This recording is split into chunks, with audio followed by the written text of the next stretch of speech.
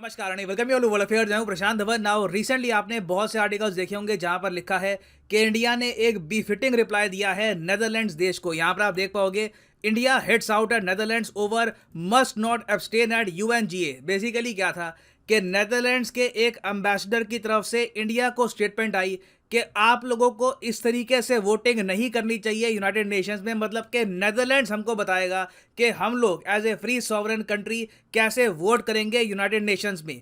तो इंडिया ने इसका एक प्रॉपर जवाब दिया है। डिस्कस करेंगे यहाँ पर जवाब इंडिया ने दिया कैसे है, और एक्चुअली यहाँ पे आप ये भी जानेंगे कि किस तरीके से इन दी एंड नेदरलैंड्स पीछे हट गया है। और इससे हमको ये भी पता लगता है कि आज के समय इंडिया की जो डिप्लोमेटिक पावर है ये कितनी बढ़ चुकी है। नाउ डिस्कस करते हैं इस टॉपिक को इन डेप्थ, मगर आगे बढ़ने से पहले आपसे एक प्रश्न पूछूंगा। आप सबको बताओगा हमारे हो चुके हैं 100 यूनिकॉर्न। आप सबको भी बधाइयाँ। मैंने इस पर काफी वीडियोस बनाई थी, आपको बताया था यूनिकॉर्न्स होती क्या है। एक ऐसी कंपनी जिसकी मार्केट वैल्यूएशन $1 बिलियन या फिर उससे ऊपर लग चुकी हो।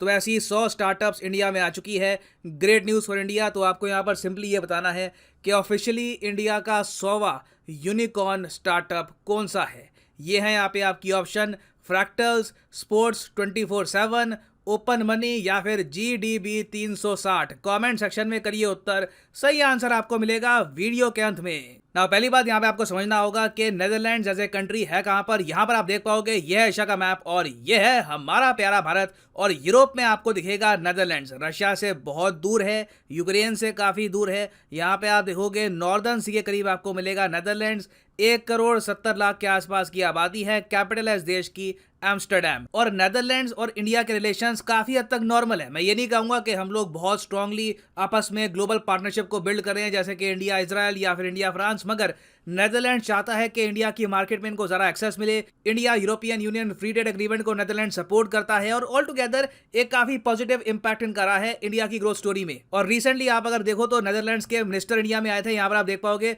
लिखा है डच मिनिस्टर ने कहा है कि इंडिया और नेदरलैंड्स बिल्कुल सेम पेज पे हैं on the invasion of Ukraine. India और नेदरलैंड्स के विचार यहाँ पर बिल्कुल सेम है कि वॉर बिल्कुल खत्म होनी चाहिए। और डच जो यहाँ पर लिखा है ना, ये एक्चुअली नेदरलैंड्स के लोगों को कहती हैं। ठीक है, नेदरलैंड्स के लोगों को नेदरलैंडर्स कुछ नहीं कहते, दे आर कॉल्ड डच। तो हाई लेवल पे आप अगर देखो तो काफी हद तक अच्छी अंडरस्टैंडिंग है इंडिया और नेदरलैंड्स की। फिर आते हैं यहाँ पर ये जनाब जिनका नाम है कारेल वान ओस्टेरोम। मैं इनको कारेल बुलाऊंगा। नाउ कारेल आज के समय ऑनवॉय हैं ऑफ नेदरलैंड्स टू ब्रिटेन। मतलब कि इंडिया से इनका कोई रिलेशन नहीं है। ये नेदरलैंड्स के एम्बेसडर टू इंडिया नहीं है, ना नेदरलैंड्स के विदेश मंत्री हैं, ना इनके फॉरेन सेक्रेटरी हैं। ये एक्चुअली बैठे हैं आज के समय यूनाइटेड किंगडम में। अचानक से क्या हुआ कि इंडिया के जो परमानेंट रिप्रेजेंटेटिव हैं to the UN security council, Tirumurti साहब, जब इन्होंने एक स्टेटमेंट की कि देखिए इंडिया आगे ये बोलेगा यूएन सिक्योरिटी काउंसिल में, क्योंकि इंडिया एक मेंबर है यूएन सिक्योरिटी काउंसिल में, तो ये हमारा स्पीच रहेगा, ये हम पॉइंट्स रखेंगे यूक्रेन वॉर के बारे में, रशिया यूक्रेन कॉन्फ्लिक्ट के बारे में। अब अचानक से यहाँ पर बिना वजह कारेल ने कॉमेंट कर दी, इसके नीचे ट्वीट कर दी कि you should not have abstained in the general assembly, respect the UN charter. अब आप इनकी लैंग्वेज देखिए, एक तरीका देखिए इनके बोलने का। ओपनली इंडिया के जो परमानेंट रिप्रेजेंटेटिव हैं इनको यू करके बात कर रहे हैं, और आगे ये भी कह रहे हैं कि जिस तरीके से इंडिया ने एब्सटेन किया है काफ़ी बार यूक्रेन वॉर की वोटिंग के ऊपर, तो इंडिया को ये नहीं करना चाहिए था और इंडिया को रिस्पेक्ट करना चाहिए यूनाइटेड नेशंस के चार्टर को। अब ये जो स्टेटमेंट है इनकी बिना वजह आ गई अचानक से। इवन दो यहाँ पर मुझे ऐड करना पड़ेगा कि यूनाइटेड नेशंस का कोई भी रेजोल्यूशन अभी तक जो पास हुआ है उसका कुछ इम्पैक्ट नहीं हुआ है यूक्रेन वॉर पे, क्योंकि यूनाइटेड नेशंस जनरल असेंबली के जो भी ये रेजोल्यूशन रहते हैं इनका कोई इम्पैक्ट नहीं होता, ये लीगली बाइंडिंग नहीं होते। तो इवन दो बहुत से देशों ने 141 कंट्रीज ने मिलकर आलोचना करी रशिया की over the invasion of Ukraine, इससे ग्राउंड लेवल पर कुछ भी चेंज नहीं हुआ।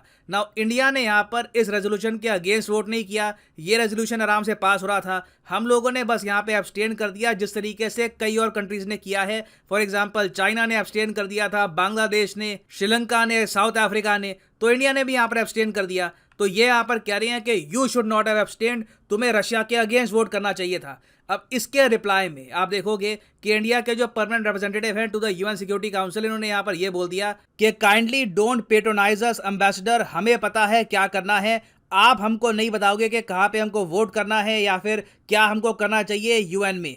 और जो ये लाइन होती है ना, डोंट पेट्रोनाइज मी, इसका मतलब ये होता है कि मान लो अगर एक आदमी है, वो आपसे ऐसे बात कर रहा है जैसे आप उससे छोटे हो, आपको फॉलो करना है कि वो क्या कर रहा है, आप बेसिकली आपका स्टैचर छोटा है उसके सामने, और वो बिल्कुल यहाँ पे आपको इंस्ट्रक्शंस दे रहा है, इवन दो उसकी लैंग्वेज फ्रेंडली है मगर वो इंस्ट्रक्शंस दे रहा है, तो उसके रिप्लाई में आप कह सकते हो कि don't patronise me. Don't patronise me का मतलब सिंपली ये होता है, ट्रांसलेशन ये है कि मुझसे ऐसे बात मत करो या फिर मुझको ऐसे ट्रीट मत करो कि जैसे मैं एक बच्चा हूं या फिर कोई इन्फीरियर आदमी हो जिसको हेल्प की आवश्यकता है, जिसको तुम बताओगे कि क्या करना है। और आप अगर नेदरलैंड्स के जो ये एम्बेसडर हैं टू द यूके, इनकी भाषा देखो तो ये पैट्रोनाइज ही कर रहे थे। जिस तरीके से ये यू करके बात कर रहे हैं कि तुमको ऐसा नहीं करना चाहिए था, ये ऐसे बात कर रहे हैं कि जैसे ये बहुत स्ट्रांग है, बहुत एडवांस्ड है, और ये इंडिया को लिटरली ऑर्डर दे रहे हैं कि हमको क्या करना चाहिए। जबकि Netherlands of all the countries, हम तो यूएस की नहीं सुनते, आई मीन नेदरलैंड्स को तो हम बहुत कुछ बोल सकते थे, मगर इंडिया ने यहाँ पे मैं कहूँगा कि एक मर्यादा रखी है, लैंग्वेज में काफ़ी हद तक एक डेकोरम रखा है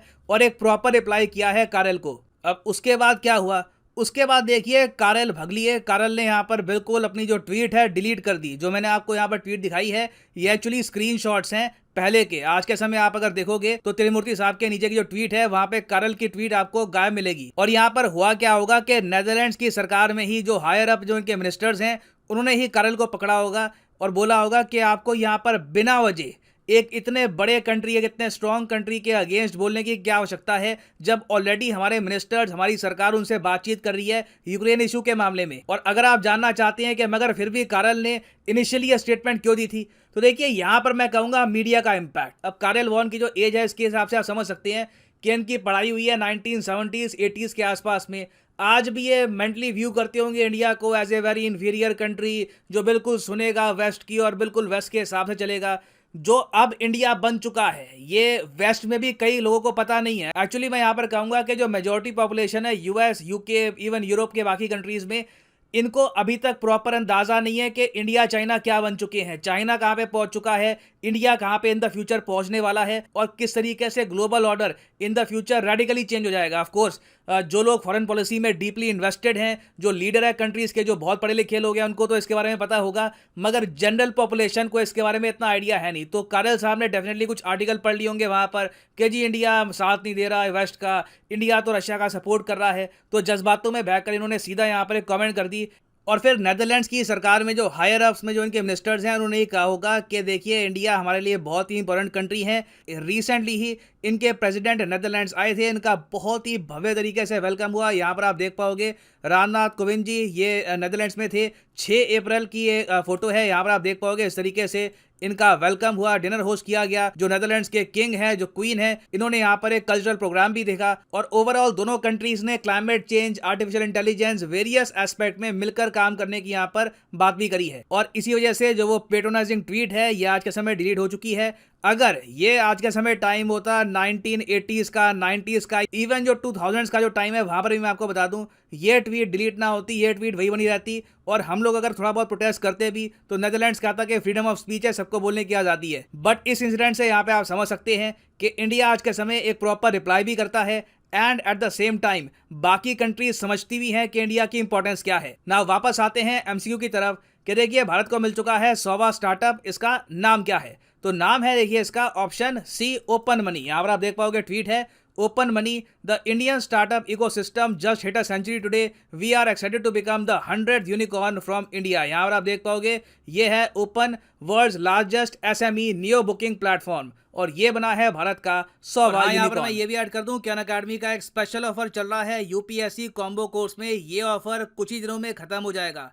आपको यहाँ पर करना क्या है, कमेंट सेक्शन में जाओ, यहाँ पे आपको मिलेगा link, use code P10 to get discount. इस लिंक पे करो क्लिक और यहाँ पे आप यूपीएससी का स्पेशल कॉम्बो पैकेज परचेज कर पाओगे जिसके अंडर प्रीलिम्स, मेंस, ऑप्शनल तीनों की ही तैयारी आपकी इकट्ठा हो जाती है। और यहाँ पे आपको क्लिक करना है पिक ए प्लान पर। और अभी देखो क्या होगा कि अगर आप 24 महीने का कोर्स परचेज करते हो तो आपको एडिशनल 6 महीने मिल जाएंगे, तो 24 महीने के ऑटोमेटिकली आपके बन जाएंगे 30 महीने। तो अगर आप अभी कॉलेज स्टूडेंट हैं, 2-3 साल का टाइम है, आराम से 2024-25 में एक बार यूपीएससी का अटेम्प्ट देना है, तो आप ये कोर्स कर सकते हैं परचेज। 24 मंथ का कोर्स है, एडिशनल 6 मंथ्स आपको मिलेंगे। मगर जो यहाँ पे प्राइस लिखा है ये भी पे करने की आवश्यकता नहीं है, सिंपली यहाँ पर कोड यूज करो PD10 and the prices will start falling. So use the code PD10 and save money. So इसी नोट के साथ ये है वीडियो का अंत। Thank you for listening and as always God bless you all.